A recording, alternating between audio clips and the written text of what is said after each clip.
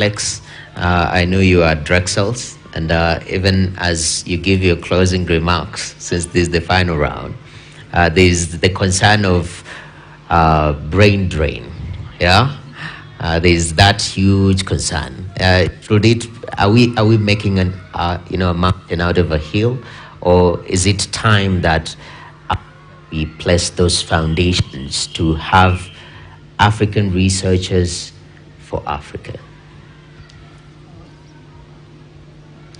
Thanks again. No, I think the African Union has seen the African diaspora as the sixth region of Africa, and they're doing a whole lot more to engage with Africans in the diaspora. Let's look at many of the countries that have really made significant progress in R&D in the last 30, 40, 50 years. What did South Korea do? What did China do? Many of them, even Thailand of recent and Vietnam and all that, they have a lot of their people trained and working in top universities in the global north. They invested in creating the systems, attracted them back, and they were the ones that actually played a role in partnering with the local citizens in building their institutions to the point where they are today. So Africa, I mean, it's sad that just as we export our raw materials, we actually also export our raw brains. You go to Nigeria, some few years ago I learned, the top 10 best high school students were given scholarships to go overseas. What does that tell us? We know they are not coming back. And no continent, no country will ever develop when they give out their best away. So Africa needs to do a lot more to connect with the diaspora, to ensure that we bring back whatever connections and networks and resources we have. It's not just money, it's intellectual capital, it's professional connections, and we need all of those to come in. So Africa needs to continue to connect, and I'm glad that the African Union is paying a close attention to the role the diaspora community would have. And when I think of Africans in the diaspora, it's not just those who left Africa and went there. Even those who were born there generations ago, they are still identified with the mother continent, and we need to do more to connect with them. Definitely important. Professor Tom Kariuki, your parting shot, what does the future hold briefly? Imagine. I think. I don't know. There are very beautiful music that comes out of Africa, and much of that music speaks to the future of Africa. I don't know how many of you know about Serif Keita or Yusudu or whoever it is, or even the iconic song, Imagine We Are Dreamers, but we are not the only one who are dreamers. I think, Catherine, you asked the band to play it at some point. However, I think imagine that we are connected, fully connected Africa, that is actually connecting science with industry, with society.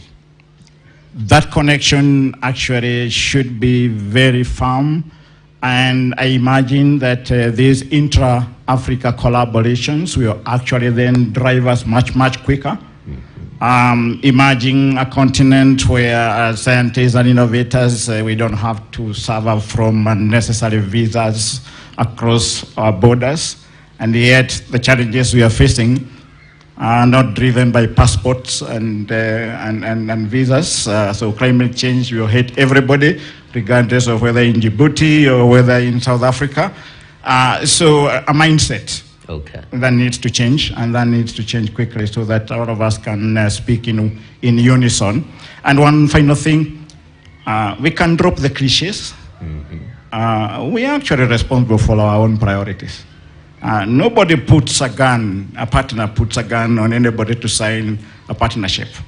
You actually willingly sit at a table and sign an agreement with a partner, and you have alignment, and therefore you can work in a very good, equitable partnership. That's what we are looking for, not cliches to say, oh, our international partners are the ones who are defining our priorities. Exactly. I disagree with that. Definitely. It's time to tell your neighbor, drop the cliche. Exactly. If they look disturbed a little bit, insist you drop the chair. But as we finish, Dr. Fiona, Professor Kariuki has said that it's imagine. To imagine, you have to have a thought process. And the thought process is called mawazo, and you come from mawazo. You see how life is cyclic. What does the future hold? What new imagination do we need in the research world moving forward from today? In the research world specifically, I think we need to reimagine what we believe makes a successful researcher. I think we're holding our researchers to a standard that was kind of set for us in terms of number of publications, where you've published your work, and all of these things. I think we need to change how we look at what makes a good researcher and what does a research leader look like. Okay. I think we need to revisit that a little bit, because we need to start talking about impact. And what impact is the research having, rather than, and we've spoken beautifully yesterday during the symposium about quality over quantity. We don't need thousands and thousands of papers when those papers are not really having impact. So I think it's reimagining what we will hold to, what standard do we have for a good researcher? What kind of research ecosystem do we want to build for Africa, in Africa, so that we can keep all the African researchers and their ideas and the mawazos they have and their perspectives here, rather than them seeing them leave because they have better opportunities. And you can't blame the individual for taking up a better opportunity. I think when we're talking about brain drain, I think we have to build an ecosystem that wants to keep people here. And then one of the ways is, of course, there's a monetary component, but there's also seeing the impact of your research really being implemented. I think for researchers, that is something that we want to see in our lifetimes. Okay. And so creating that, reimagining it, rethink what we want in Africa's research ecosystem, and rethink what standards we're setting for what we're calling high quality researchers or research leaders. Definitely. Thank you very much, Dr. Fiona. And lastly, Caroline, the future of private sector engagement in the world of research. It's bright. Does that conclude it? Yeah. No, I think this is a very good conversation. We've had conversations before. We had a partnership with the universities between connecting private sector and universities on research. But I think what this does, it moves away not just universities, but research organizations. And then it's just not Kenya private sector within Kenyan universities, but it moves us to an African conversation, a place where now we can work at African level.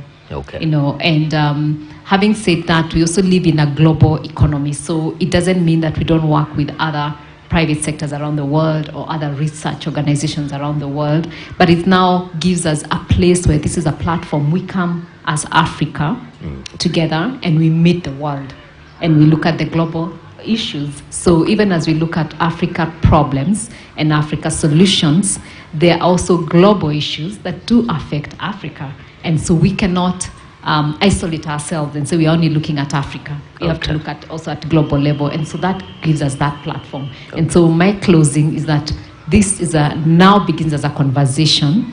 Can we make it now to action, not just boardroom conversation, but we start doing things together. It's time to do this together.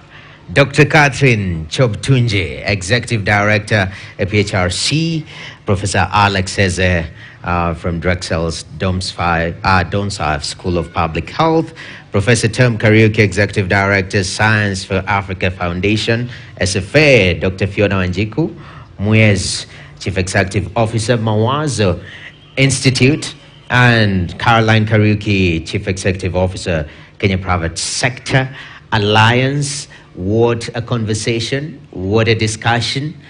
We couldn't talk it all in an hour and a half, but at least we've covered some ground.